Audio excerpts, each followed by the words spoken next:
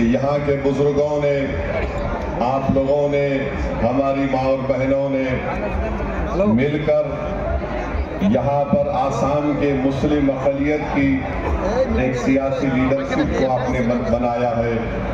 मैं उसको मजबूती अता करने के लिए, उसको कामयाब करने के लिए आया हूँ।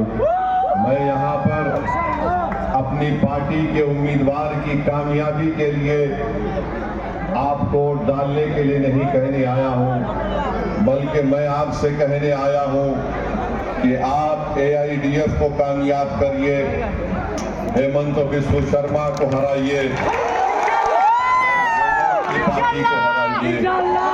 मेरे अजीज दोस्तों और बुजुर्गों, मैं आपको ये बताने आया हूँ कि पूरे भारत में अगर कहीं पर मुस्लिम अक़लियत की सियासी लीडरशिप की कोई बात करता है तो तेलंगाना में मजलिस इत्तेहादुल मुस्लिमीन की, केरला में इंडियन यूनियन मुस्लिम लीग की और आसाम में AIUDF बदरुल अजमल साहब की पार्टी का नाम लिया जाता है।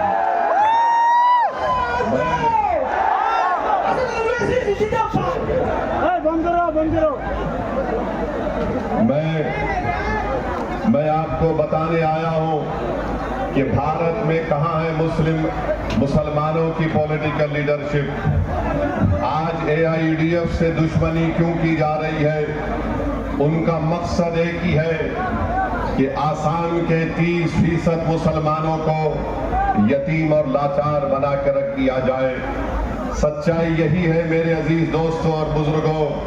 पिछले 65-70 साल से आसाम के मुस्लिम अक़लियत पर जुल्म किया जा रहा है, उन पर जुल्म पे जुल्म किया जा रहा है, उनका हक छीना जा रहा है, उनके घर को तोड़ा जा रहा है, कभी उनको घर से निकाल दिया जाता है तो कभी एनकाउंटर कर दिया जाता है। मैं आपसे अपील करने आया हूं कि 9 तारीख के दिन आपको ओवैसी को नहीं देखना है, अजमल साहब को नहीं देखना है, आपको अपने इत्तेहाद को मजबूत करके अपनी पार्टी को और अपने इत्तेहाद को कामयाब और कामरान करना है।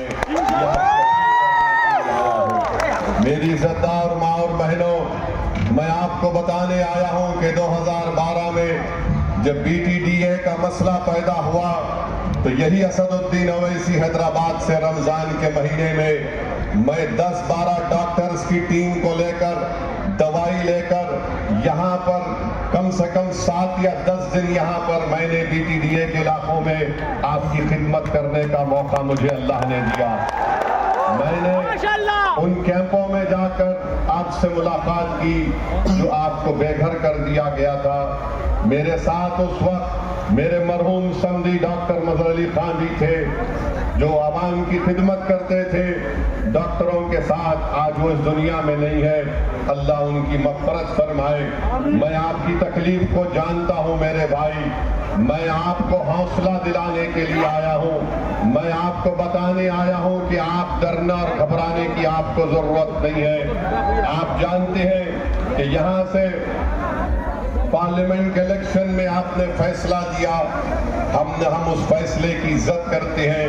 मगर बताइए मेरी इज्जतदार माँ और बहनों, जब यहाँ पर पुशबैक चल रहा था, जब यहाँ पर गरीब मुसलमानों को उनकी जमीन से निकाला जा रहा था, तो आपके MP रकीबुल हसन क्या कर रहे थे?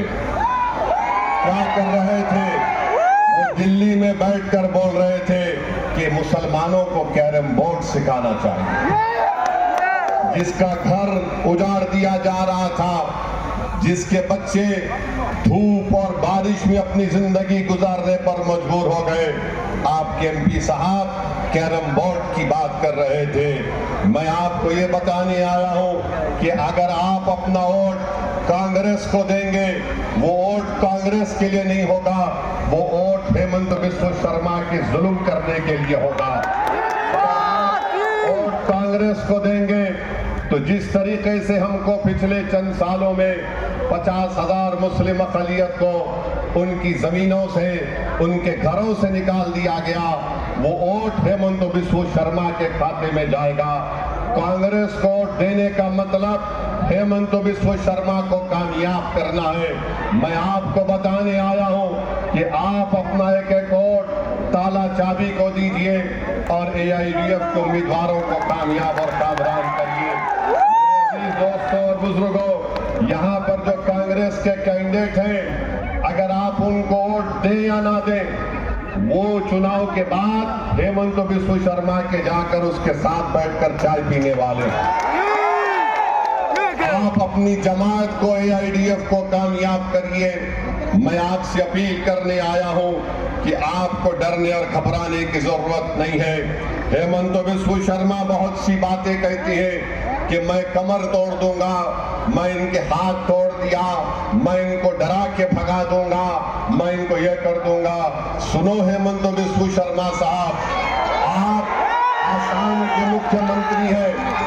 आप बाबा साहिब अम्बेडकर के संविधान पर आपने हल्फ लेकर आपको काम करना चाहिए, मगर आप नफरत करते हैं मुसलमानों से और आपकी नफरत आपकी कॉन्स्टिट्यूशनल ड्यूटी के बगैर है, उसका मजीद है। आप कुछ भी कर लो हेमंत बिस्व शर्मा साहब, आप हमारे हाथ तोड़ना चाह रहे, कहां तोड़ना चाह रहे बोलो, मैं आके अपने आप को पेश करने को